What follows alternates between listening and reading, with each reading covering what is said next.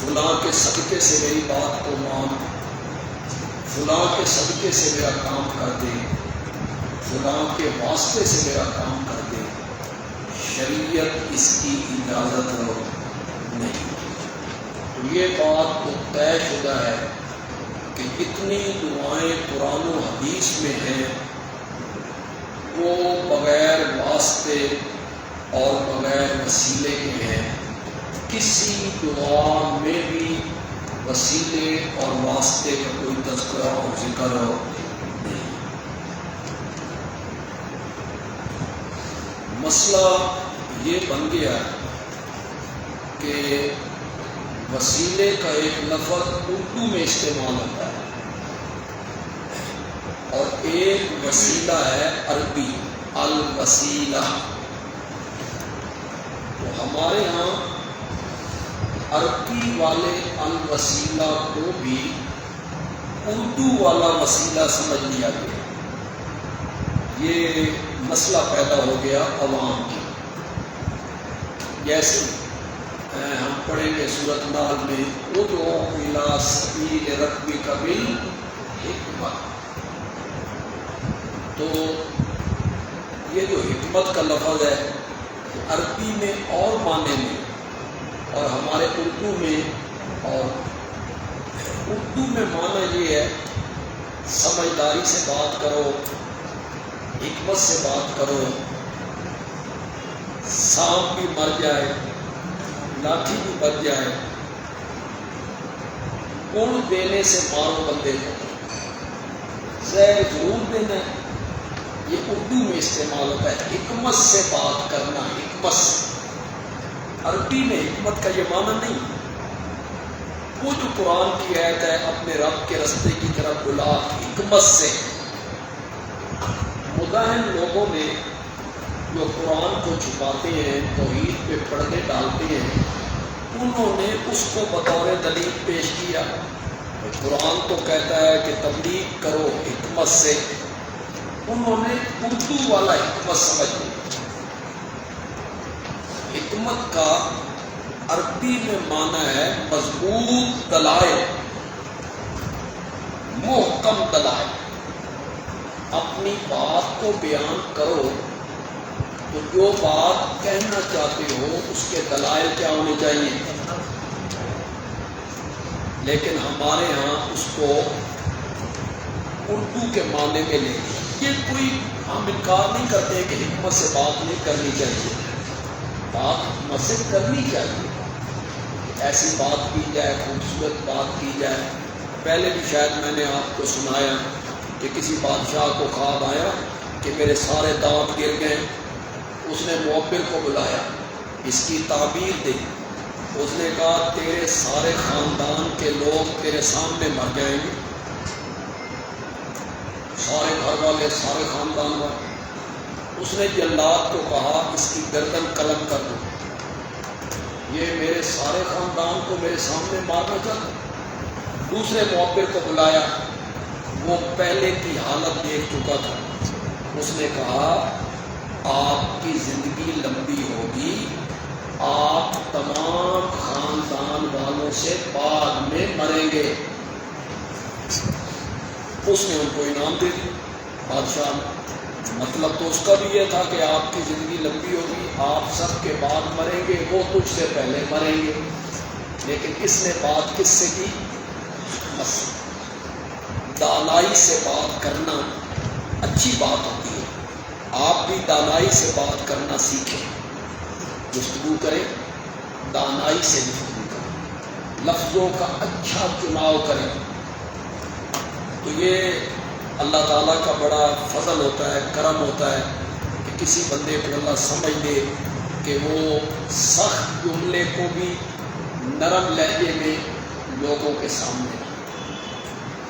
تو یہاں بھی مسئلہ یہ پیدا ہو گیا، ایک وسیلہ اردو میں استعمال ہوتا ہے، وسیلہ، لفظ وسیلہ، ایک ہے عربی کا الوسیلہ۔ تو لوگوں نے دونوں کو ایک معنی میں لے لیا۔ اردو میں جب استعمال ہوتا ہے تو وہ ذریعے کے معنی میں استعمال ہوتا ہے، ذریعہ۔ چھت پہ چڑھنا ہو تو سیڑھی، کسی بڑے افسر کو ملنا ہو تو چھوٹے افسر کی سفارش ذریعہ۔ اس معنی میں وسیلے کا لفظ اردو میں استعمال ہوتا ہے، عربی میں الوسیلہ کا یہ معنی نہیں ہے۔ خدا گواہ ہے، آپ تمام مفسرین کی تفسیریں اٹھا لیں اور آپ تمام لغت کی کتابیں اٹھا لیں۔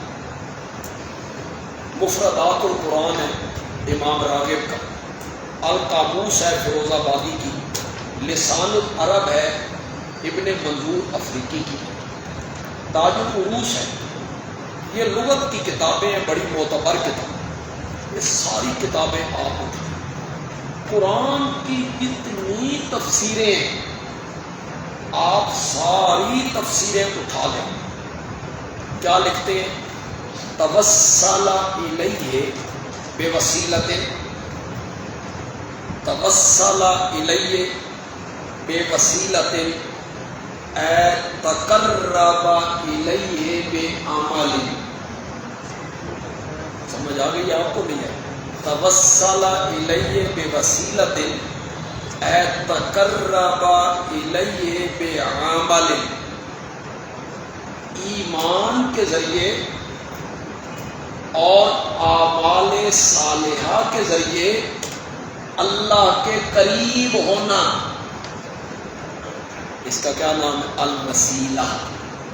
ایمان کے ذریعے اور اعمال صالحہ کے ذریعے اللہ کا قرب تلاش کرنا، اللہ کے کیا ہونا؟ قریب ہونا۔ یہ الوسیلہ کا معنی ہے جو عربی میں الوسیلہ ہے۔ اللہ پر ایمان، اللہ کے احکام کو ماننا، نبی اکرم صلی اللہ علیہ وسلم کی اتباع، فرما برداری، اعمال صالحہ کے ذریعے اللہ کا قرب تلاش کرنا۔ ابھی آپ یہ سمجھ لیں، میں اس پر قرآن کی دلیل پیش کر دوں گا انشاءاللہ، وہ جو آیت ہے وسیلے والی حل ہو جائے گی۔ ابن جریر، ابن کثیر، امام راضی، مدارک، خازن، رول مانی تو خیر بات کا آدمی ہے، اور تفسیر بدری والے مولانا ثناء اللہ صاحب تو بہت بات کے آدمی ہے۔ ابن جریر ہے، ابن کثیر 6ویں 7ویں صدی کا عالم ہے، امام راضی 7ویں صدی کا ہے۔ اس کے علاوہ آپ بر صغیر پاک و ہند میں جتنے لوگوں نے اردو میں تفسیریں کی ہیں وہ اٹھا لیں، شاہ ولی اللہ کو دیکھ لیں، شاہ عبد القادر صاحب کو دیکھ لیں، حضرت شیخ الہند کو دیکھ لیں، حضرت تھانوی کو دیکھ لیں، نیچے آ جائیں حضرت لاہوری کو دیکھ لیں، مولانا مفتی محمد شفیع صاحب کو دیکھ لیں، مولانا ادریس کاندھلی کو دیکھ لیں، مولانا عبد الماجد دریابادی کو دیکھ لیں۔ بریلوی علماء میں پیر کرم شاہ صاحب ہیں، ان کا ضیاء القرآن وہ دیکھ لیں، مولانا غلام رسول سعیدی ہیں کراچی کے، ان کا تبیان القرآن اسے دیکھ لیں۔ سب نے وسیلے کا یہی معنی لکھا ہے جو میں آپ کو بتا رہا ہوں، ذریعہ نہیں بلکہ معنی یہ ہے کہ ایمان اور اعمال صالحہ کے ساتھ اللہ کے کیا ہونا؟ اللہ کا قرب تلاش کرنا، کس کے ذریعے؟ ایمان کے ذریعے اور اعمال صالحہ۔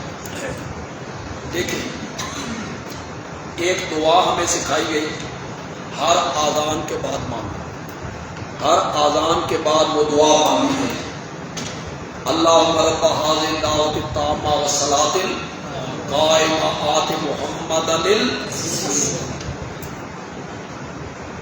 آپ بھی پڑھتے ہیں، سارے لوگ پڑھتے ہیں، کیا میں نے اس کا آت محمد الوسیلہ، اے اللہ وہ جو الوسیلہ مقام ہے نا وہ ہمارے نبی کو دینا،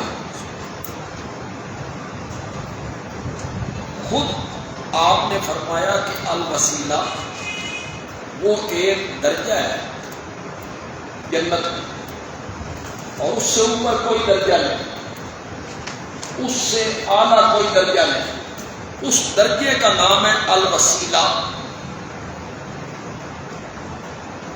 کیوں اس کا نام رکھا گیا کہ الوسیلہ؟ کس وجہ سے اس کا نام الوسیلہ رکھا گیا؟ اس لیے کہ وہ اللہ کے عرش کے قریب ہے۔ اللہ کے عرش کے کیا ہے؟ اوپر اللہ کا عرش ہے اور نیچے وہ مقام ہے، اس کا نام ہے الوسیلہ، جس کے متعلق میرے آقا نے فرمایا کہ تم میرے لیے دعا کرو اللہ وہ مقام مجھے دے، جس نے میرے لیے یہ دعا کی اس کی شفاعت مجھ پر واجب ہے۔ الوسیلہ کا کیا معنی ہوا؟ قرب، التقرب، اللہ کے قریب ہونا۔ کس کے ذریعے؟ کسی شخصیت کے ذریعے، کسی ذات کے ذریعے نہ، بالایمان و بالاعمال الصالحہ، ایمان اور اعمال صالحہ کے ذریعے اللہ کا قرب تلاش کرنا۔ اب آئیے اس تناظر میں ہم اس آیت کو دیکھتے ہیں جو قائلین وسیلہ اپنے عقیدے پر بڑے دھڑلے سے پیش کرتے ہیں۔ یہ سورۃ مائدہ ہے،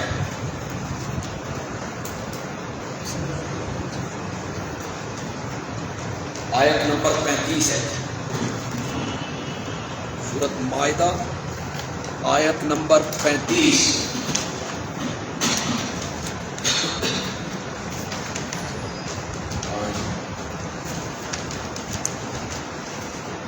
صفحہ نمبر ہے 103، صفحہ نمبر 103 جو ہمارے پاس قرآن کھلے ہوئے ہیں۔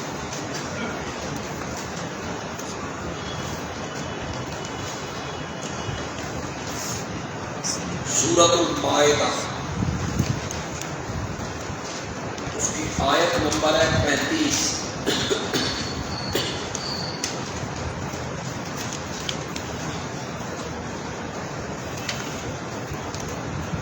آپ نے اس کو غور سے سننا ہے اور اس پر آپ نے غور کرنا بھی۔ جو لوگ فیس بک پہ ہمیں دیکھ رہے ہیں، سن رہے ہیں، اگر وہ غلط عقیدے کے حامل لوگ ہیں، انہیں غلط گائیڈ کیا گیا ہے کہ وسیلہ ہوتا ہے کسی نبی کا، ولی کا واسطہ دینا، وہ اس پر غور کریں۔ یا ایھا الذین آمنوا اتقوا اللہ، اے ایمان والو اللہ سے ڈرو، وابتغوا الیہ الوسیلہ، اور تلاش کرو اس کی طرف قرب۔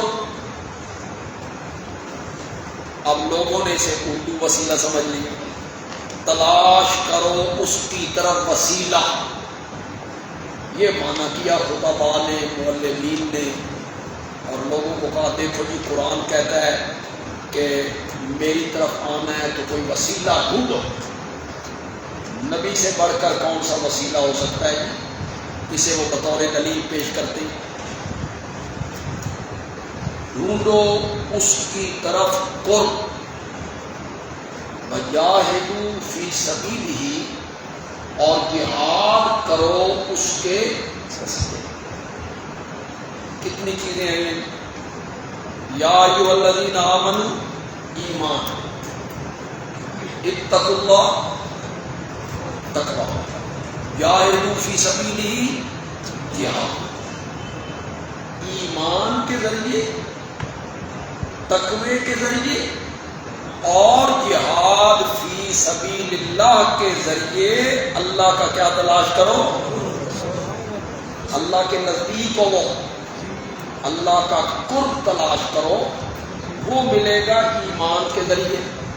اللہ کا قرب نصیب ہوگا تقوی کے ذریعے، اور اللہ کا قرب ہوگا جہاد فی سبیل اللہ۔ یہاں ایک معنی جو روح مانی نے کی وہ یہی ہم کر لیں. روح مانی نے کیا جی حضرت ابن عباس رضی اللہ تعالی عنہما, بڑا خوبصورت معنی کیا جی حضرت ابن عباس نے. روح مانی نے اس کو نقل کیا. الوسیلہ الحاجت, الوسیلہ الحاجت, اپنی ہر حاجت اسی کے سامنے رکھو, ڈھونڈو اس کی طرف اپنی حاجت. یہ ابن عباس نے مانا کیا اور روح المعانی نے اس کو نقل کیا. ایک اور جگہ دیکھیں گے,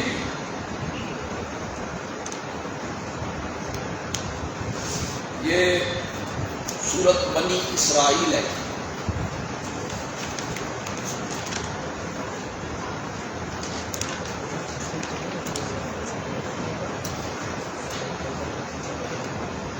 سورت بنی اسرائیل آیت نمبر ہے 56. نکالے ذرا جلدی.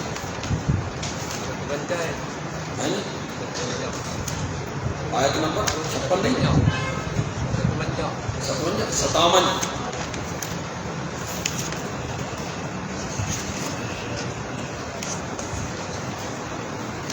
صفحہ نمبر ہے 260. جو ہمارے پاس قرآن ہے اس کا صفحہ نمبر ہے 260.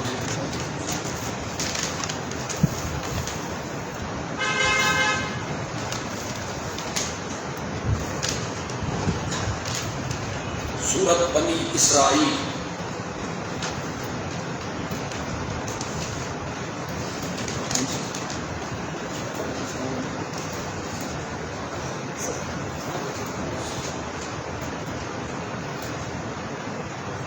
لیکن ہم تو پہلے آیت سے شروع کریں گے. ہم 56 ایسے شروع کر رہے ہیں. قُلِ ادْعُوا الَّذِينَ زَعَمْتُم مِّن دُونِهِ, میرے پیغمبر آپ کہیں بلاؤ ان کو جن کے متعلق تمہارے بڑے گمان ہیں کہ یہ بڑی کرنیاں بھرنیاں والے ہیں اور یہ کھوٹی قسمتیں کھڑی کر دیتے ہیں اور یہ غریب نواز ہیں اور یہ لجپال ہیں اور یہ چھپر پھاڑ کے دیتے ہیں. بلاؤ ان کو. فلا یملکون کشف الضر عنکم, وہ نہیں اختیار رکھتے تم سے تکلیف کو کھولنے کا. ولا تحویلا, اور نہ تکلیف کو بدلنے کا. کوئی اختیار نہیں ہے ان کے پاس جن کے متعلق تم نے بڑے گمان باندھ رکھے ہیں اور بڑے دعوے کرتے ہو. نہ وہ تکلیف کو ہٹا سکتے ہیں نہ تکلیف کو بدل سکتے ہیں. اولئک الذین یدعون, یہ اب اس پر غور کرنا ہے.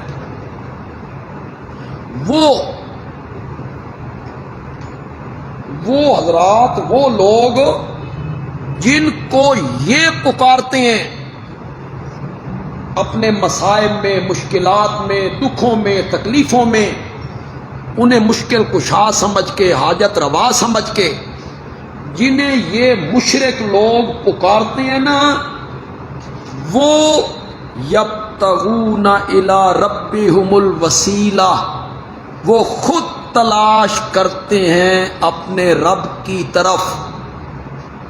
کیا معنی کریں غور, وہ خود تلاش کرتے ہیں اپنے رب کی طرف وسیلہ. آگے خود آئے گا ایہم اقرب, کون ان میں سے زیادہ قریب ہے.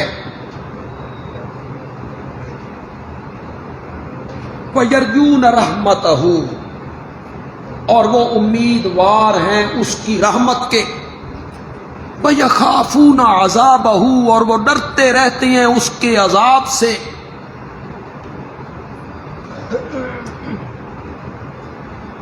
تو یہاں جو الوسیلہ کا لفظ آیا اس کا معنی کیا کریں گے؟ قرب، ایمان کے ذریعے اور اعمال صالحہ کے ذریعے اللہ کے کیا ہونا؟ قریب۔ جن کو یہ پکارتے ہیں اللہ کے سوا وہ تو خود تلاش کرتے ہیں اپنے رب کی طرف قرب، ایہم اقرب، کہ ان میں سے کون سب سے زیادہ قریب ہے، اور اس کی رحمت کے وہ امیدوار ہیں اور اس کے عذاب سے ڈرتے رہتے ہیں۔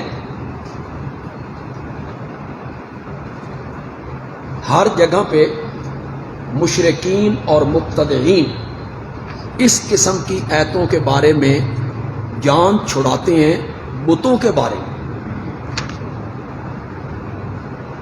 بتوں کے بارے میں یہاں نہیں کہہ سکتے۔ یہ یبتغون الی ربہم الوسیلہ ایہم اقرب یرجون رحمتہ یخافون عذابہ، یہ بتوں کی صفتیں ہیں۔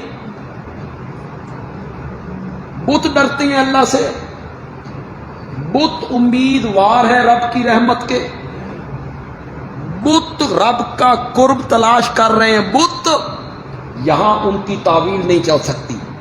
تمام مفسرین نے لکھا، قرطبی، حضرت حسن بصری کا قول، بحر محیط حضرت ابن عباس کا قول،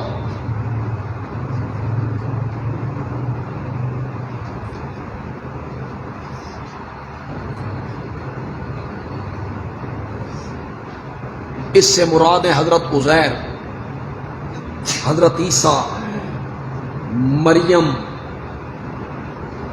وہ جنات جن کو یہ مشرک پکار رہے ہیں، اور وہ جنات خود ایمان قبول کر کے عبادات کر کے رب کا کیا تلاش کر رہے ہیں۔ یہ ساری جان چھڑانے کی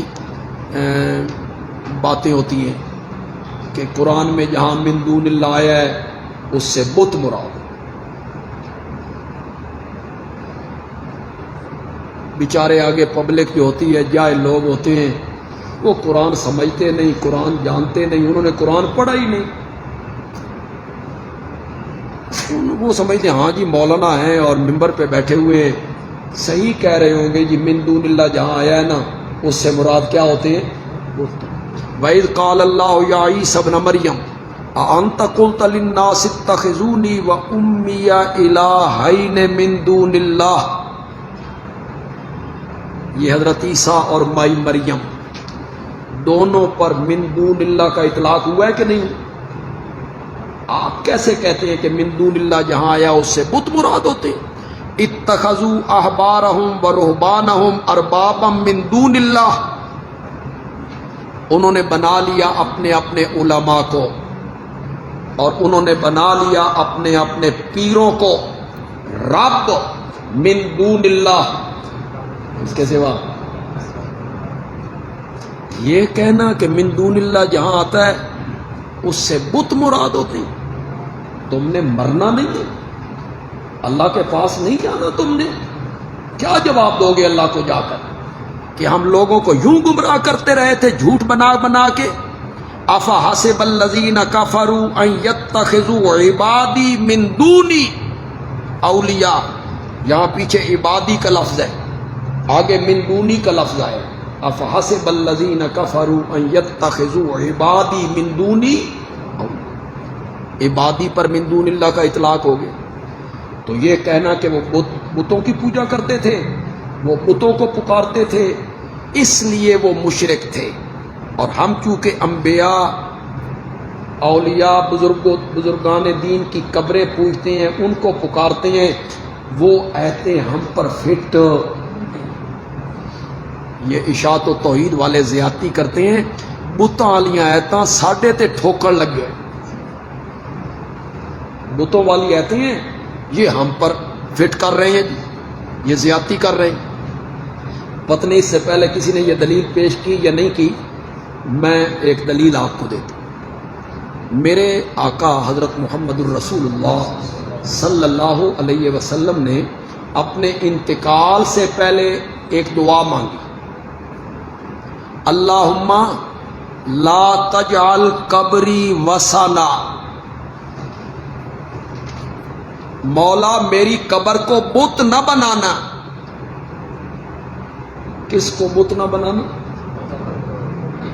ذرا لفظوں پہ غور کیجئے جناب، اللہم لا تجعل قبری وثنا، مولا میری قبر کو بت نہ بنانا۔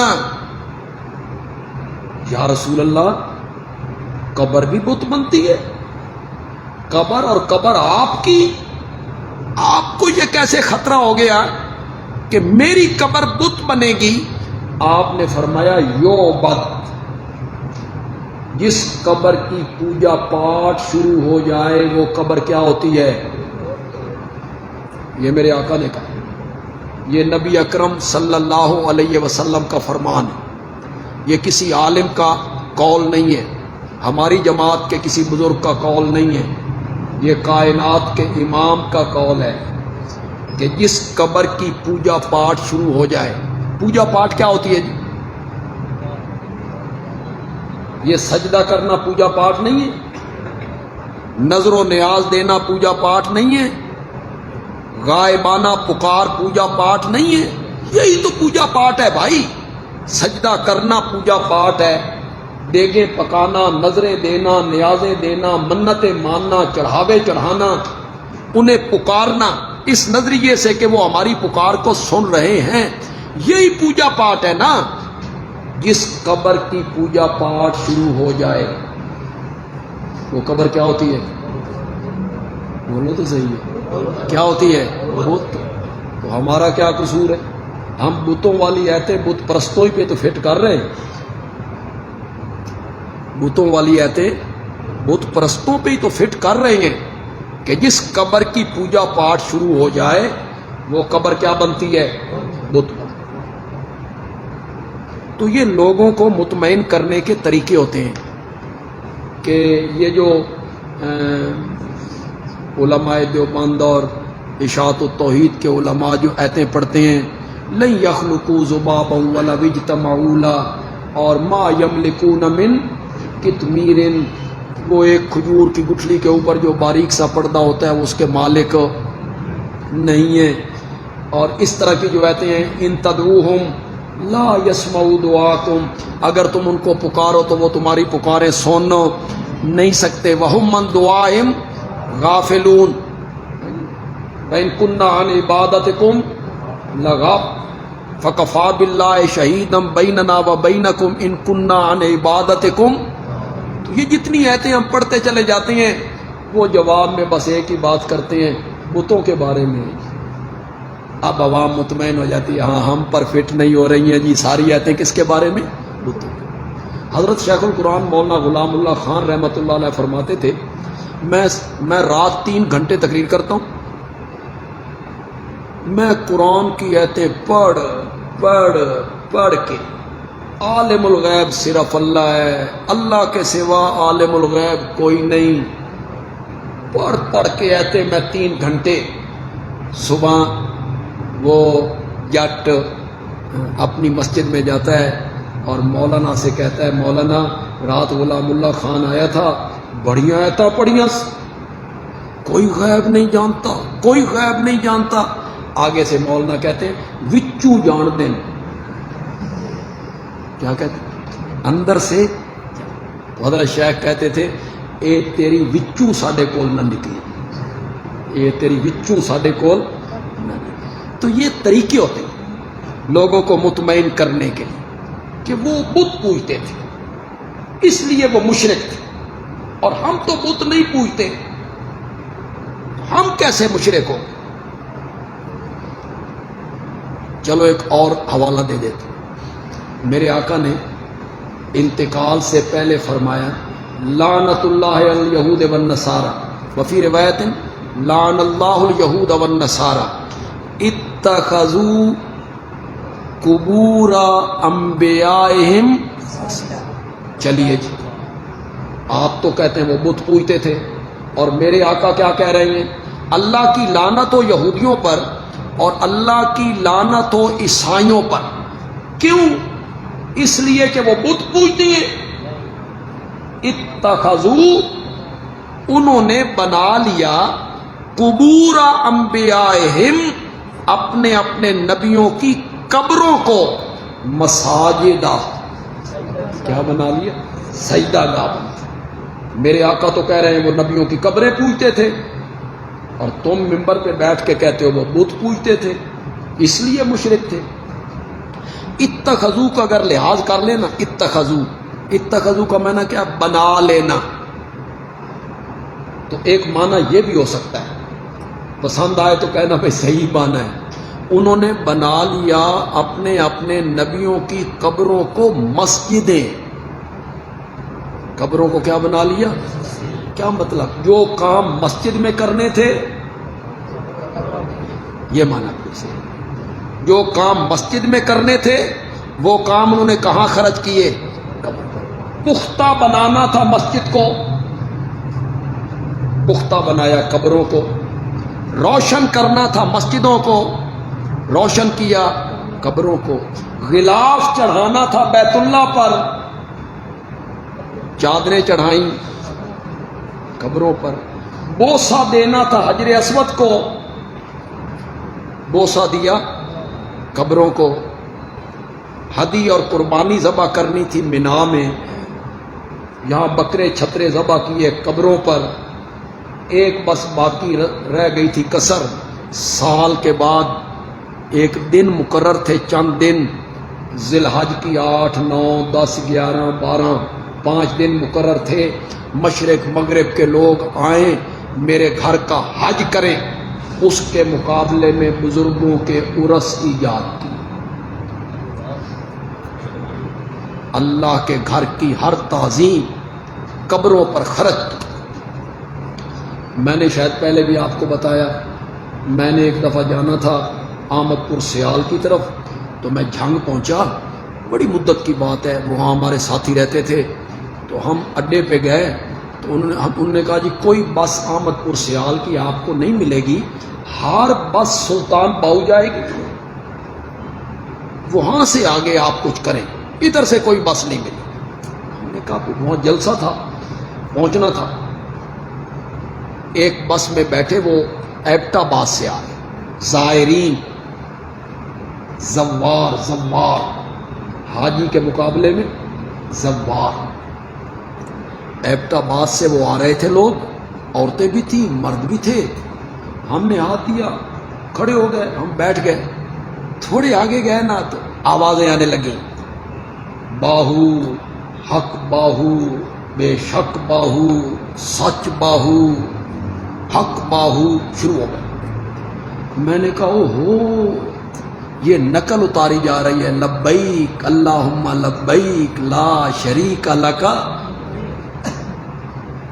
کوئی تعظیم اللہ کے گھر کی ایسی نہیں جو وہاں خرچ نہ کی گئی۔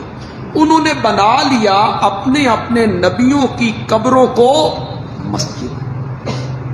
انبیاء کی قبریں پوجتے تھے۔ چلو ایک اور دلیل دے دیتا ہوں، میرے آقا نے فرمایا اولئک اذا مات فیہم الرجل الصالح بنوا علی قبرہ مسجدا وصوروا فیہ تلک الصور اولئک هم شرار الخلق عند اللہ، او کما قال النبی صلی اللہ علیہ وسلم۔ وہ جو پہلے لوگ تھے، اذا ماتا، جب مر جاتا تھا، فیہم، ان کے اندر، الرجل الصالح، کون؟ بڑا پوپلا سا منہ بنا کے کہہ دیتے وہ تو بت پوجتے تھے، بتوں کے پجاری تھے۔ اور میرے آقا کیا کہہ رہے ہیں؟ اذا ماتا فیہم الرجل الصالح، جب کوئی رجل صالح ان میں فوت ہو جاتا تھا، بنو علی قبرہ مسجدہ، اس کی قبر کو بنا لیتے تھے سجدہ گاہ، وصوروا فیہ تلک الصور، اور اس بزرگ کی تصویریں اس میں۔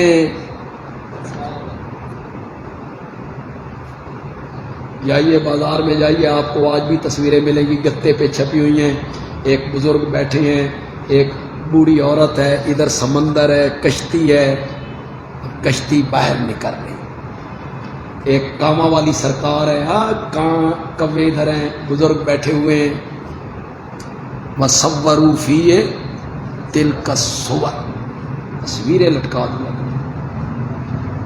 اولئک ھم شرار الخلق عند اللہ۔ اس کا بھی ترجمہ کروں، بڑے سخت جملے نہیں بولے میرے آقا نے، اللہ اولئک ھم شرار الخلق عند اللہ، اللہ کی جتنی مخلوق ہے ان میں سب سے بدتر لوگ وہ ہیں جو بزرگوں کی قبریں پوجتے، رجل صالح کی قبریں پوجتے، پوری کائنات کے لوگوں سے بدتر لوگ یہی۔ تو میرا ایک مقتدی تھا، اس کی شادی ہو گئی دوسرے طبقے میں، تو اس کے جو سسر تھے وہ ہمارے قریب میں ایک گدی ہے، اس کے وہ مرید تھے، تو یہ بڑا مواعظ تھا، اس نے مجھے بتایا، داماد نے، اس نے کہا میں نے اپنے سسر کو خود دیکھا، پیر صاحب کی تصویر جو لٹکی ہوئی ہے گھر میں، اس تصویر کے سامنے کھڑے ہو کے دعا مانگ، جی یہ بھی کہتے ہیں کہ بتوں والی آیتیں ہم پہ فٹ ہو رہی ہیں، اس کے سامنے جو دعا مانگ، یہ ذرا بڑا تیز ترار تھا، یہ داماد جو تھا فوت ہو گیا، اللہ اس کی مغفرت فرمائے، بڑا مواعظ آدمی تھا، کہتا ہے میں نے دیکھا تو میرے سسر باہر چلے گئے تو میں نے ایسے کیا، تصویر اتاری، اس کو میں نے الٹا لٹکا، ٹانگیں اوپر سر نیچے، آیا تو دیکھا سیخ پا ہوا، یہ کس نے کیا ہے؟ میں نے کہا جی میں نے کی، میں نے کی، کیوں؟ میں آخیا جڑا بندہ اپنی ٹنگاں سیدھیاں نہیں کر سکتا اس نے تجھے کیا دیا، ٹانگیں سیدھی نہیں کر سکتا تجھے کیا دیا؟ یہاں ایک ہمارا ساتھی تھا، وہ مواعظ ہو گیا، اس نے مجھے خود بتایا کہ ہماری بیٹھک میں پیر صاحب کی تصویر لٹکی ہوئی ہے، اس کے سامنے کھڑے ہو کے میرے بھائی میرا والد مانگتے، تو میں نے ایک دن یہ کیا، میں تصویر کے قریب گیا اور میں نے ماچس کی تیلی جلائی اور میں نے اس کو کہا اس نو بجھا، بجھا نہیں تو میں آگ لاؤں گا ہی تینے، اس نے کیا بجھانا تھا، ان سے مانگ رہے ہیں اور کس کو چھوڑ کے مانگ رہے ہیں؟ تمہاری قسمت پہ رونا آتا ہے، چھوڑ کس کو رہے ہو اور مانگ کس سے رہے؟ جو کروٹ بدلنا نہیں جانتے ہیں انہیں اپنا مشکل کشا مانگ